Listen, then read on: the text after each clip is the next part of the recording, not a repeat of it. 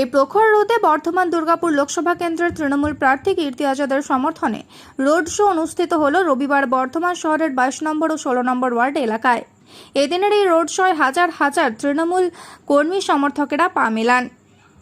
এদিনের এই road show অনুষ্ঠানে উট খোলা গাড়িতে উপস্থিত ছিলেন প্রার্থী কীর্তি আজাদ, বিধায়ক খোকন দাস, এছাড়াও তৃণমূলের যুব সভাপতি রাসবিহারী হালদার সহ অন্যান্যরা। পূর্ব বর্ধমান থেকে পাপাই সরকারের রিপোর্ট, বার্তাকার। আজকে সকাল থেকে 8টা থেকে আমরা আমাদের প্রার্থী কীর্তি আজাদকে নিয়ে আমরা 22 নম্বর ওয়ার্ডে ঘুরেছি। তারপরে আমরা আমাদের 16 নম্বর ওয়ার্ডে আমাদের এই বিশাল র্যালি, প্রায় 2 ঘন্টার কাছাকাছি আমাদের র্যালি হলো আমাদের প্রার্থীকে নিয়ে। এই শেষ হলো 16 নম্বর ওয়ার্ডে আমাদের কালাচাঁদতলায় আমাদের এই র্যালি শেষ হলো। এরপর আবার আমাদের বিকাল 3টে থেকে আমাদের বিভিন্ন কর্মসূচি, আরও 4টে কর্মসূচি আছে। বিকাল 4টের সময় 6 নম্বর ওয়ার্ডে আমাদের র্যালি আছে। বিভিন্নভাবে আমাদের প্রার্থী আজকে সারাদিন রাত 9টা পর্যন্ত বিভিন্ন কর্মসূচির মধ্য দিয়ে আজকে তিনি থাকবেন আমাদের বর্ধমান দক্ষিণ বিধানসভায়। কারণ মানুষের এত স্বতঃস্ফূর্তভাবে মানুষ এত বেরিয়ে আসছে, এই রোদের মধ্যেও হাজার হাজার মানুষ আমাদের পিছনে ছুটছে। আমরা মনে করছি যাতে আর মিছিল বন্ধ করে দেওয়া দরকার, কিন্তু মানুষ বলছেন আরও চলো, আরও ঘুরতে চাই। তাই সেইভাবে এখন এই সময় আমাদের এই মিছিল শেষ হলো সকালবেলা।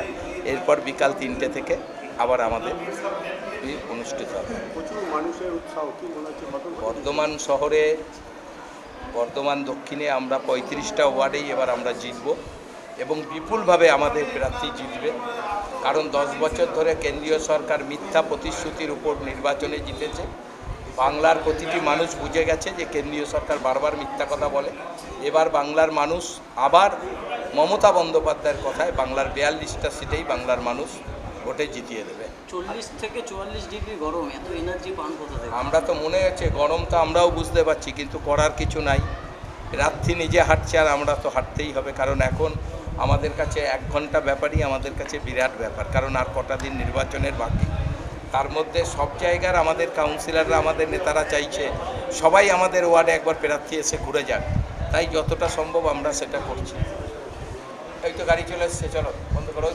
16 নম্বর ওয়ার্ডের সদরঘাট, তেলিপুকুর, আমাদের এখানে মিরছোবা, জিলাপি বাগান, জগৎবের, মিয়ারবের, রামমুদি, ক্যানেল বাঁধ, মোড়লপুকুর পাড়, হুচুকপাড়া, কোনো এলাকা বাকি নেই।